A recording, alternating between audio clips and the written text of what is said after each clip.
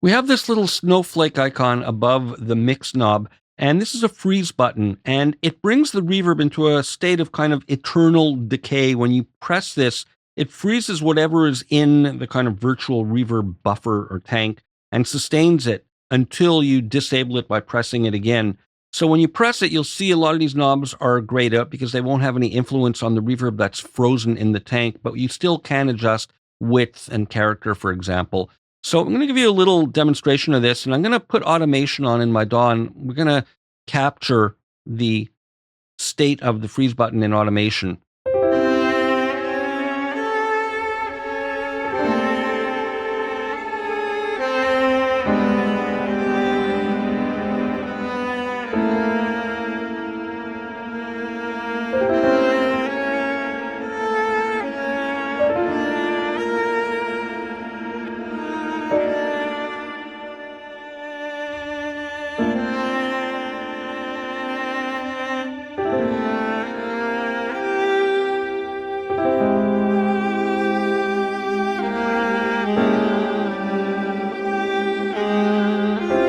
So you see how it can have a very ethereal quality. I'll just play it back quickly and you'll see and hear the freeze enabling and disabling.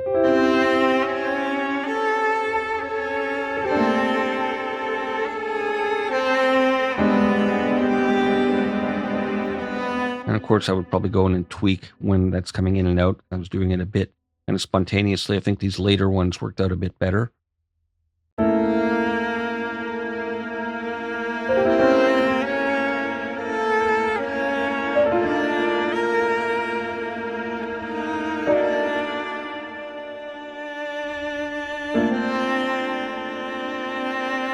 And so on. There we go. Gotta get it out of freeze mode. If I stop playback, it's still gonna maintain the sustain until this is disabled. Here I've got two snare drums layered together and they're sending to reverb.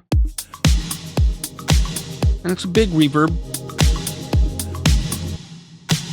You can hear the difference some of these parameters make. When it's closer, it's much brighter.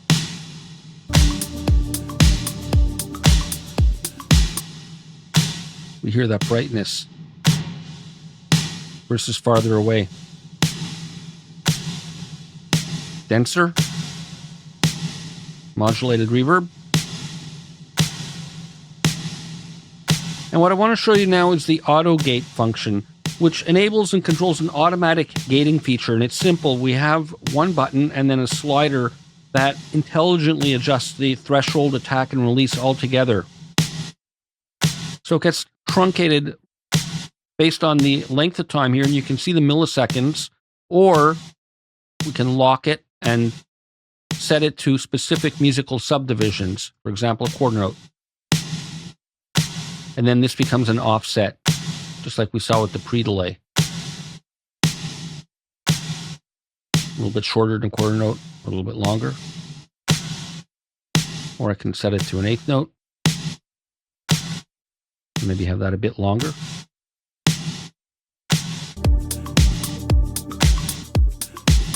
So it's a classic kind of 80s type of effect. In fact, as such, let's try it with the vintage. It's a little bit more digital and noise-like, which is actually stylistic with the intended vibe of this.